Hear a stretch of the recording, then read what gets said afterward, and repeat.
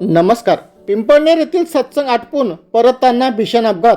डुलकी लागल्याने वाहन डिवायडरला आदळले. तरुणी जागीच ठार. तिघे जण गंभीर जखमी. पिंपळनेर तालुका साखरी येथे सत्संगाचा कार्यक्रम आटपून पहाटे परत येत असताना झालेल्या भीषण अपघातात एका तरुणीचा जागीच मृत्यू झाला असून तिचे वडील, आई व बहीण गंभीर जखमी झाले आहेत.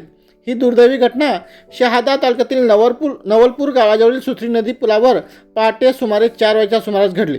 मसावत तालुका शहादा येथील रहिवासी, माजी सैनिक तसेच भूमापन विभागात कार्यरत असलेले संजय मच्छिंद्र सोनवणे वय 54 हे आपल्या कुटुंबियासह पिंपळनेर येथे ठाकूरसिंग बाबा यांच्या सत्संग कार्यक्रमासाठी काल दिनांक 7 फेब्रुवारी स्वतःच्या अल्टो कार क्रमांक MH41J3735 ने गेले होते. सत्संग कार्यक्रम आटपून ते आज पहाटे घरी परतत असताना हा अपघात घडला. प्राप्त माहितीनुसार दीर्घ प्रवास व जागरणामुळे वाहन चालवताना चालक संजय सोनवणे यांना अचानक डुलकी लागली. त्यामुळे वाहनावरील नियंत्रण सुटून अल्टो कार पुलावरील डिवायडरला भरधाव वेगात धडकली. धडकेचा जोर इतका भीषण होता की वाहनातील सर्वजण गंभीर जखमी झाले आहेत.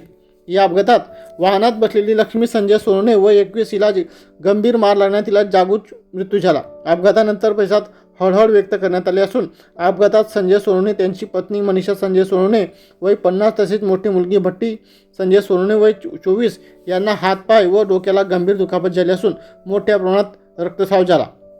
जखमींना नातेवाईकांनी तात्काळ खाजगी वाहनाने शहादा येथील रुग्णालयात दाखल केले. प्राथमिक उपचारानंतर त्यांची प्रकृती चिंताजनक असल्याने पुढील उपचारासाठी खाजगी रुग्णवाहिकेद्वारे धुळे येथे हलवण्यात आले. दरम्यान मयत लक्ष्मी सोनवणे हिच्यावर मसावत येथे शोकाकुल वातावरणात अंत्यसंस्कार करण्यात आले. या दुर्दैवी घटनेमुळे सोनवणे कुटुंबावर दुःखाचा डोंगर कोसळला असून संपूर्ण परिसरात हळहळ व्यक्त होत आहे. या घटनेची नोंद शहादा पोलीस ठाण्यात करण्यात आली असून पुढील तपास पोलीस विभाग करीत आहेत.